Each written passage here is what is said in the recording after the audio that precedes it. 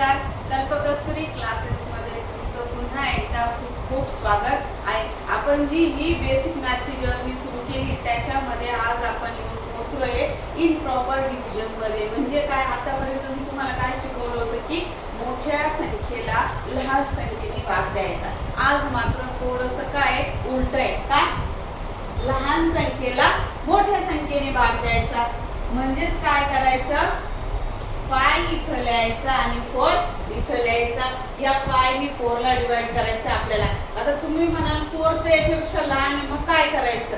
अशा वेळेस 0 चा भाग द्यायचा. इथं 0 घ्यायचा आणि काय करायचं, पॉइंट द्यायचा. आणि काल तुम्हाला शिकवलंय मी, पॉइंट दिल्यानंतर आपण काय करू शकतो, या 4 वर 0 घेऊ शकतो. मग आता संख्या किती झाली, 40. तुम्हाला माहिती 5 च्या टेबल मध्ये 40 किती नंबरला आहे, 8 नंबरला. मग सरळ सरळ आपला ऍज युजुअल काय करायचं, तुम्हाला डिवाइड करायचं आहे. 5 8 चा 40, 0 0, 4 मधनं 4 गेला 0. आपला रिमाइंडर 0 आला, याचा अर्थ आपलं डिव्हिजन संपलं. याला उत्तर किती आलं तुमचं, 0.8. समजलं. आणखी एक एक्झाम्पल घेऊ. पुढचं आहे काय, 5 डिवायडेड बाय 2. सेम पद्धत यूज करायची. आधी कपुनाचा भाग घ्यायचा, 0 चा भाग घ्यायचा आणि पॉइंट द्यायचं. आता 2 वर पॉइंट दिल्यानंतर किती झाला तुमचा, 20.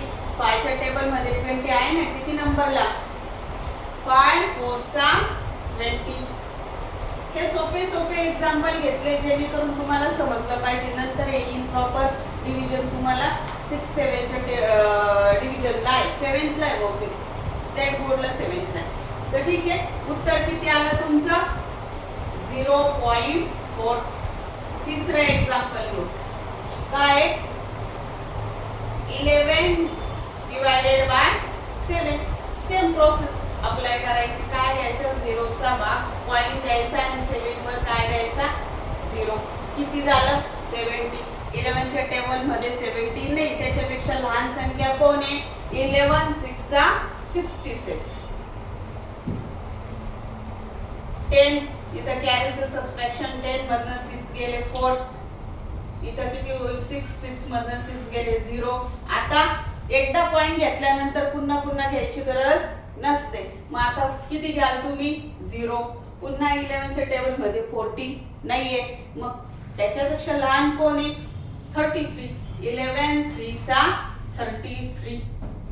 पुन्हा 10 मधनं 3 गेले, किती उरले, 7 आणि 4 चं 3 झालं, 3 मधनं 3 0. आता पुन्हा आपण काय करू, 7 वर 0 घेऊ. तर किती झाले तुमचे, 70. आता बघा ही जी सिक्वेन्स ही अशीच चालेल, मी तुम्हाला दाखवते. 70 पुन्हा आपण कितीने भाग देणार, 6 ने. 11 6 चा 66. 10 मधनं 6 गेले, किती उरले, 4. पुन्हा 0. आता बघा ही सिक्वेन्स अल्टरनेट चालू राहणार आहे. कितीही भाग द्या तुम्ही, हे कंप्लीट होऊन जाईल, पण डिव्हिजनचं आन्सर मिळणार नाही. मग इथं काय करायचं, एकदा इथपर्यंत घेऊन टाकू आपण. 11 3 चा 33. 10 मधनं 3 गेले, 7 उरले 0. आता पुन्हा 70 ला भाग द्यावा लागेल. तर अशा वेळेस काय करायचं, याच्यावर बार देऊन टाकायचा. का हे काय कंटिन्यू चालणारं डिव्हिजन आहे. तर इथं थांबून यायचं.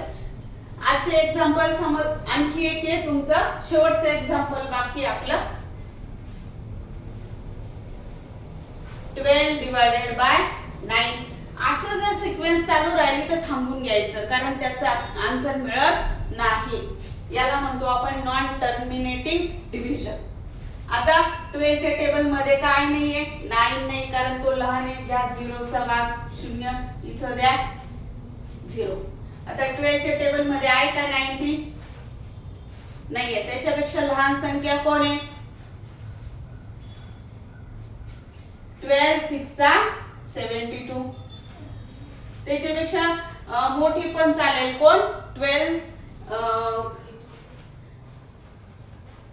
7 चा 84. 10 मधनं 6 4 गेले, किती उरले, 6. 9 चा 8 झाला, 8 मधनं 8 गेले 0. याच्यावर परत काय घ्यायचा 0. किती झाले 60. आणि 12 च्या टेबल मध्ये 60 आहे. किती नंबरला आहे 5 नंबरला. 12 5 चा 60 0.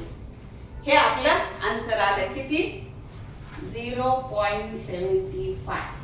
समजला व्हिडिओ आवडला तर लाईक करा आणि सबस्क्राईब करायला विसरू नका.